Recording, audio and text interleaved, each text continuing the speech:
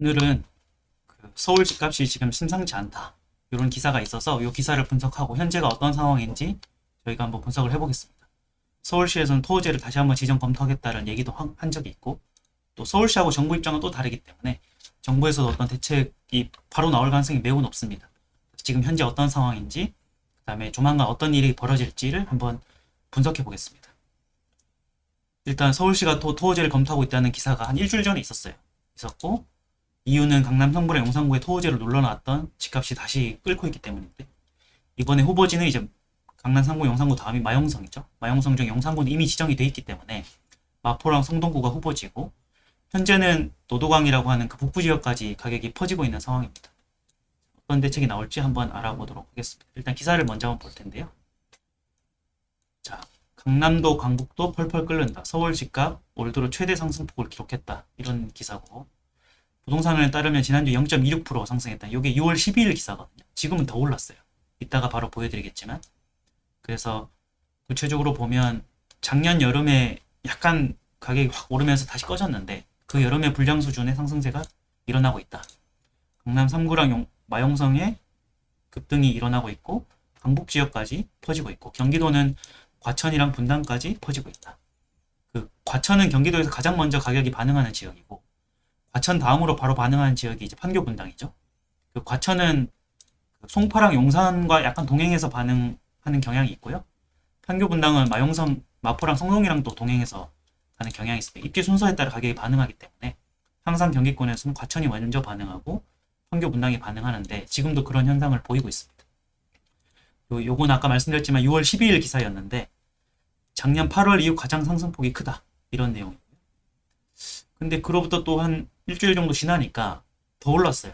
그래서 서울 집값 주간 상승폭이 작년 여름뿐만 아니라 7년 만에 최대다. 이 7년 만에 최대라는 건 2018년 여름을 뜻하는데, 2018년 9월 달이 문재인 정부 당시였는데, 이 집값이 역대급으로 뜨거웠던 때죠. 이때랑 비슷하게 7년 만에 집값이 최대치를 기록했다. 특히 성동구 아파트가 0.76% 제일 많이 올랐다는 내용이고요. 그래서 지금 보니까 서울 아파트 가격이 7년 만에 최대 상승률 기록했고, 문재인 정부 당시에 비견될 수준이다. 구체적으로 보면은 3월 10일날 0.2%, 그 다음에 3월 17일날 0.26%, 25%. 근데 이 시점이 이제 그 오세훈 시장이 토지거래 허가구역을 확대 지정했던 시점이죠. 그러니까 갑자기 거래가 주춤하면서 가격이 살짝 안정됐었어요. 그러다가 조금씩 다시 반등하기 시작해서 6월 2일날 0.19%, 6월 9일날 0.26%, 지금 6월 16일 0.36%. 이게 새 정부가 취임하니까 갑자기 다시 오르는, 그러니까 이때 토호제를 지정했던 게 별로 무색해질 정도로 가격이 많이 올랐다. 이게 이제 현재 상황입니다. 이걸 비교해 보면 2018년 9월, 요때가 서울 수도권 집값 급등기였는데, 2015년 이후에 지속적으로 상승을 하다가 원래 상승기의 끝판은 폭등기거든요. 급등기라고 부르죠. 그래서 3, 4년 계속 오르니까 2018년 이때부터 급등을 했었죠. 그래서 2018년, 19년까지 가다가 20년에 코로나 때문에 유동성이 풍부해지면서 더욱더 급등하는 그런 일이 있었는데, 어쨌든 2018년 9월 이후에 7년 만에 최대 오름폭을 기록한 것이다. 이때는 이제 코로나로 인해서 돈이 풀리기 전이었는데 부동산 시장만 뜨거웠던 그런 때거든요. 그때 이후에 지금도 거기에 버금가고 있다. 이런 내용. 그리고 작년 여름에도 잠깐 반짝을 했었는데 그때보다 훨씬 상승폭이 크다. 이런 내용이고요. 물론 이거는 서울 수도권에 한정되는 내용입니다. 그래서 처음에는 이제 강남 상구의 용산구였는데, 최근에는 이제 서울에 전역으로 퍼지고 있다. 이런 내용이고, 성동구의 아파트값 상승 0.76%, 그다음에 강동구, 마포구, 동작구 집값이 서울 평균을 넘어섰다. 아까 말씀드렸던 경기권에서는 과천이 제일 먼저 반응하고 두 번째로 분당이 반응하는데, 이 분당과 과천까지 이렇게 올랐다는 거죠. 이게 이제 그 강남 상구의 용산구를 제외하고 다음 입지에 가격이 퍼지는 양상을 보이고 있습니다. 자, 이렇게 현재 상황이 이렇다. 이런 거고요. 이게 이제 이렇게 있었던 이유는 올 초에 아시겠지만 오세훈 시장이 잠실, 삼성, 대치, 청담, 여기가 국제교류 복합지역으로 토지거래 허가구역이 지정돼 있었는데 일시 해제를 했죠. 해제했는데 이게 풀리고 나니까 갑자기 수요가 몰리면서 강남권 중심으로 가격에 불이 붙었죠. 그래서 한 달 반 만에 사과하고 서울시에서 다시 구단위로 지정을 해버렸죠. 처음에는 이제 특정 지역 동단위로 지정이 돼 있었는데 안 되겠다 싶으니까 강남 상구랑 용산구까지 한꺼번에 구단위로 지정을 했는데요. 이 토지거래 허가구역이라는 건 국민의 재산권을 제약하기 때문에 구 전체를 지정하는 건 매우 이례적이에요. 어떤 명분도 없고. 그 잠산대청이란 그 개발 지역이기 때문에 명분이 있었는데 강남 3구랑 용산구를 한꺼번에 지정했다는 거는 명분도 없고 그냥 시급했다. 폭등하면 안 되니까 이거밖에 없어요. 토지를 해제하니까 확 해제했다가 수요가 몰리니까 확대 재지정했고요. 그래서 확대 재정하니까 서울 아파트 가격이 두 달간은 눈치 보기 게임이 있었죠. 아까 기사에 본 것처럼 여기 잠깐 내려간 거 있잖아요. 내려간 것처럼 두 달 정도 눈치 보기 게임이 있었는데 거래량이 확 줄었죠. 아시겠지만 토지거래 허가구역으로 묶이면 갭 투자가 불가능하죠. 실수요자, 실거주용만 매수가 가능하기 때문에 그래서 토지를 지정한다는 건 수요를 위축시키는 정책이에요. 그래서 서울시에서 구단위로 확대 지정을 했더니 두 달간은 눈치 보기 게임이 있었던 건 맞습니다. 그리고 9월까지만 한시적으로 지정이 났는데 이게 이제 마포 성동에 풍선 효과가 있으면 추가 검토하겠다 라고 했었는데요. 당시만 해도 풍선 효과는 없다. 제가 한 달 전에 기사를 봐도 풍선 효과는 일어나지 않는다는 기사가 대부분이었거든요. 그 대선 이전에. 근데 새 정부가 출범을 했죠. 새 정부 출범하니까 약간의 기대감 때문인지 갑자기 주가도 3,000포인트가 오늘은 3,000포인트가 넘었다고 하고 그 다음에 집값도 오르고 있죠. 근데 주가가 오르는 거야 뭐 어차피 기업에 돈을 주는 거니까 정부에서 오히려 권장하는 면이 있고 국가 경제로 봤을 때 좋은 거죠. 기업에 자금이 들어가는 거니까. 근데 부동산의 가격이 몰린다는 거는 부동산은 아무런 어떤 그 가치 창출을 못하는 재화이기 때문에 말 그대로 사람들이 그 조급해지고 불만이 생길 수밖에 없고 국가 전체적으로 어떤 부가가치가 높아지지 않죠. 그러니까는 집값이 급등하면 정부에서 규제를 할 수밖에 없어요. 사람들이 그 서울 집값에 너도나도 몰리기 시작하니까 지금 현재 이제 규제를 검토하고 있는 상황입니다. 그러면 왜 서울 집값이 이렇게 갑자기 그 오르게 됐냐? 여러 가지 이유가 있는데요. 일단은 불확실성이 해소된 면이 있죠. 근데 제가 볼 때 주가는 그럴 수 있는데 부동산은 이거보다는 조금 근본적인 이유가 있다고 생각하는데 아시겠지만 그 서울 수도권의 공급 물량은 향후 2, 3년간 떨어질 수밖에 없고 그 떨어지는 폭이 역대급이에요. 그냥 조금 떨어지는 게 아니라 그 한 직전에 한 2, 30년 동안 유례 없이 공급 물량이 떨어져 있기 때문에 아무리 애를 써도 2, 3년간 공급이 나올 게 없다. 이렇게 되니까 사람들이 이제 아는 거죠. 아, 이제 공급 물량이 나올 게 없으니까 가격이 오르겠구나. 이런 게 하나 있고요. 이건 선행지표로 충분히 파악이 가능하죠. 인허가 물량, 착공 물량. 그게 떨어져 있으면 상황을 반전시키는데 최소 3년이 필요하거든요. 그래서 공급 물량이 그 극도로 부족해진다는 건 2, 3년간 정해진 미래다. 이게 첫 번째 이유가 있고. 두 번째는 이제 그 금리가 낮아진 게 있죠. 금리가 최근에 또 0.25% 낮아졌고 이제 유동성이 풍부해질 거다. 그리고 오늘 또 추가 경정 예상이 통과된 것처럼 이제 기본소득으로 돈을 주면 유동성이 풍부해지니까 이 유동성이 주택시장에 또 영향을 줄 수 있죠. 그래서 금리가 내려가고 공급이 부족해지는 게 가격을 올리는 요소가 된다. 세 번째는 요건 이제 조금 상황을 지켜봐야 되는데요. 새 정부에서 주택 공급 대책이 나올 만한 게 마땅치 않다. 이런 걸 사람들이 어느 정도 알고 있는 것도 있는 것 같아요.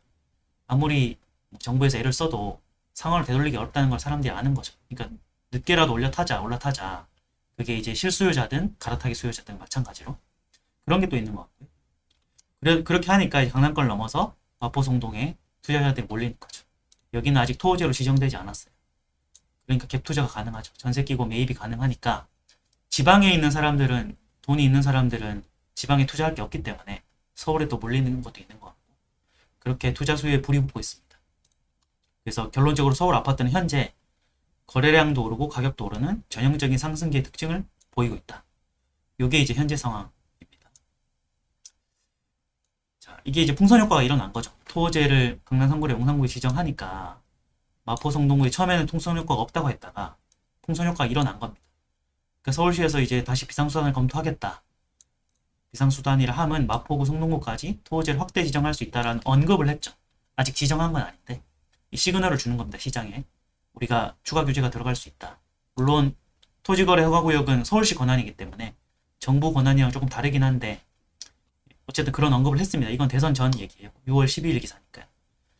자, 그리고 강남 3구의 용산구 토호제 9월까지 지정이 돼 있는데 이제 추세를 보고 함께 연장될 가능성도 있다. 이렇게 판단한 거고요. 모든 시장이 이런 얘기를 한 비상시에 토호제까지 쓸 수 있다. 하지만 그 마포구랑 성동구에까지 토호제를 또 지정하면 물론 뭐 시급한 거는 이해는 가겠지만 아까도 말씀드렸지만 이제 법률상 그 재산권을 제약하는 그 정도가 너무 심하다. 부단위로 하는 건 명분도 없고. 그래서 개인적으로 토호제까지 확대 지정하는 건 좀 어렵지 않나 이렇게 생각하고 있습니다. 서울시에서는 그렇게 한다 치고 새 정부의 방향성은 그럼 어떻게 되냐? 이건 이제 중앙정부에서 하는 일인데 아까 기사를 보여드리면 지금 여기에 전세자금 대출도 쪼인다 이런 표현이 있잖아요. 이 전세 대출에도 DSR 규제를 검토하겠다는 건데 지금 현재 부동산이 이렇게 급등을 하면 정부에서 쓸 수 있는 카드를 몇 개 생각해 볼 수 있는데요. 사실은 정답은 정해져 있어요.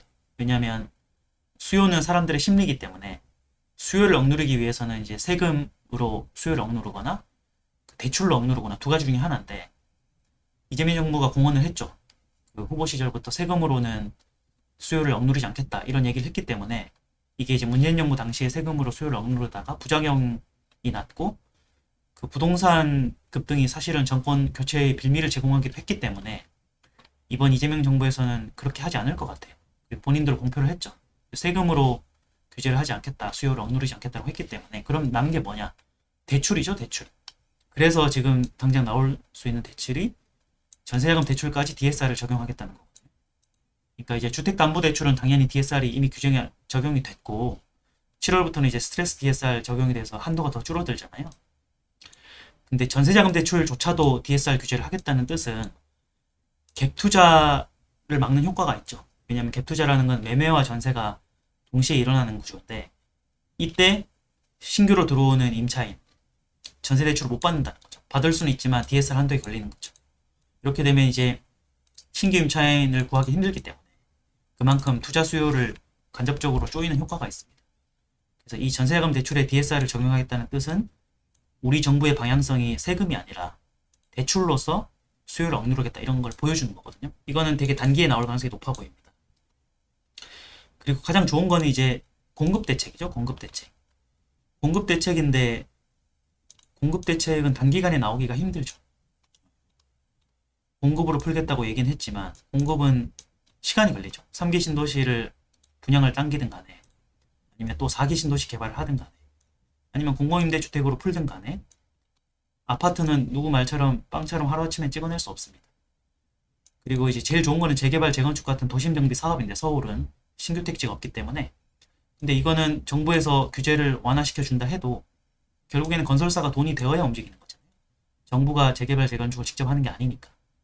그러니까 지금 이제 물가도 오르고 건설 경기도 나쁜데 정말 핵심지 요지가 아니면 건설사가 쉽게 그 이익을 내기 힘들기 때문에 아무리 이 재개발, 재건축 규제를 완화한다 해도 민간에서 빠르게 공급을 한다는 보장은 없죠. 그러니까 요거는 한다 해도 시간이 많이 걸려요.